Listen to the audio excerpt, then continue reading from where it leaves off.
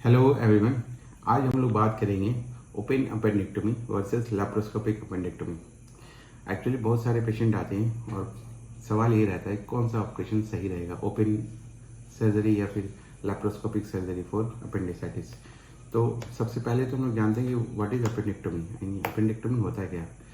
Appendectomy एक surgery appendix के लिए है जो अपेंडिसाइटिस हो जाने के बाद करते हैं, वो भी एक्यूट अपेंडिसाइटिस हो या वो रिकरेंट अपेंडिसाइटिस हो। तो उसके लिए हम लोग अपेंडिक्स को हटाते हैं, उसी हटाने को वर्ड में हम लोग बोलते हैं अपेंडेक्टोमी। अब उसको करना कैसे है, ओपन करना है। ओपन मतलब हल्का सा इंसिजन बढ़ा करके अबाउट 2 to 3 सेंटीमीटर का इंसिजन से करें या फिर लेप्रोस्कोप के थ्रू करें। तो लोगों का सवाल ये रहता है कि सर दोनों में तो स्कार का साइज सेम ही होता है, तो फ़र्क क्या है, यानी बेनिफिट्स क्या है लेप्रोस्कोपी से हम लोग को जाने का। तो बहुत सारे बेनिफिट्स हैं लेप्रोस्कोपी के। सबसे बड़ा बेनिफिट है लेप्रोस्कोपिक सर्जरी का, वो है कि बड़ा पेनलेस होता है। आफ्टर सर्जरी आप पेन बड़ा कम महसूस कीजिएगा। दूसरी की मिनिमल ब्लड लॉस होती है, सर्जरी के दौरान बहुत कम ब्लीडिंग होती है और ना के बराबर ही ब्लीडिंग होती है उसमें। फिर अर्ली रिकवरी, बहुत जल्दी रिकवर करता है पेशेंट। मोर और less 6 to 7 hours after surgery patient को फील नहीं होता है कि मेरे को कोई सर्जरी हुई है। फिर हॉस्पिटल स्टे एक दिन का, मैक्सिमम 24 आवर, उससे ज़्यादा का हॉस्पिटल स्टे भी नहीं रहता है। स्कार का साइज़ बहुत छोटा होता है, यानी 2 पॉट जो होते हैं वो 5 mm के होते हैं, जो सबकुटेनियस सुचर देने के बाद पता भी नहीं चलते हैं। और एक पॉट जो होते हैं, जो अम्बिलिकल पॉट होते हैं, वो अबाउट 1 सेंटीमीटर के होते हैं, उससे बड़ा कोई भी नहीं होता है। सबसे बड़ा बात है कि इन्फेक्शन का रेट काफ़ी कम होता है। तो स्कार छोटे, जिसमें स्कार में इन्फेक्शन होने के काफ़ी कम चांसेस हो जाते हैं। तो सबसे बड़ी चीज़ कि हम लोग यहाँ पे कंपेयर कर रहे थे कि लोगों का ये कहना होता है कि वो भी सर्जरी एक छोटा सा इंसिजन अबाउट 2 to 3 सेंटीमीटर के इंसिजन से हो जाते हैं।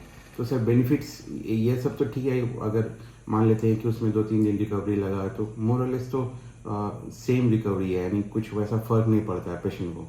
तो मैं ये कहना चाहता हूँ कि अगर अपेंडिसाइटिस कॉम्प्लिकेटेड नहीं है, जो बहुत ही कम होता है ऐसा कि एकदम सिंपल अपेंडिसाइटिस आपको मिले। अगर अपेंडिसाइटिस एक्यूट डायग्नोज है अच्छे से, तो वो मैक्सिमम टाइम, अगर 100 केसेस हैं तो 100 में अबाउट 40 केसेस ही आपको रहेंगे वो सिंपल टाइप के होंगे। मैक्सिमम 60% अपेंडिसाइटिस कॉम्प्लिकेटेड होते हैं। कॉम्प्लिकेटेड मीन्स या तो अपेंडिसाइटिस के आसपास में पूरे वॉल थिकनिंग होंगे, एडिमा काफ़ी होते हैं।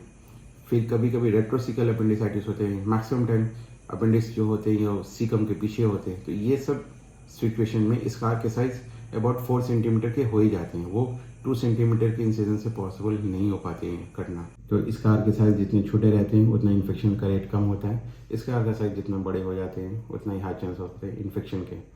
और अगर इन्फेक्शन हो गए, जैसे अगर कॉम्प्लिकेटेड अपेंडिसाइटिस है और ओपन सर्जरी हो रहा है, तो हाई चांस है वो स्कार बड़ा ही होंगे और इन्फेक्शन होने के पूरे चांसेस रहते हैं। तो अगर इन्फेक्शन होते हैं तो एंटीबायोटिक्स कवरेज फिर देना पड़ जाता है। फिर एंटीबायोटिक्स के फिर आपके वो फाइनेंशियल आपके थोड़ा सा लोड बढ़ जाते हैं। तो लेप्रोस्कोपी में ये सब बहुत मिनिमल चांस रहते हैं ऐसा होने का, और ओपन सर्जरी में वो चांसेस बहुत ज़्यादा होते हैं। इसलिए better to go for laparoscopic surgery. अगर कोई पूछे तो कि कौन सा बेहतर है, लेप्रोस्कोपिक सर्जरी या ओपन सर्जरी, तो लेप्रोस्कोपिक सर्जरी बहुत ही अच्छा है। और चौथी चीज़ की ओपन सर्जरी अगर लेप्रोस्कोप से नहीं पॉसिबल है, नहीं करने लायक, खुद ही कन्वर्ट हो जाते हैं ओपन सर्जरी में, अगर नहीं हुआ। बट ये ऐसा बहुत ही रेयरली ऐसा होता है कि उसको कन्वर्ट करना पड़ जाता है कि ओपन सर्जरी में। तो दैट्स आज टॉपिक था जो आज मैंने शेयर करना चाहा था, क्योंकि कई बार ऐसे सवाल मेरे पास आ रहे थे, तो ये वीडियो मैंने बनाया। Thank you so much. अपना ख्याल रखें, अपनी सेहत का ख्याल रखें और इन्जॉय करिए। Thank you.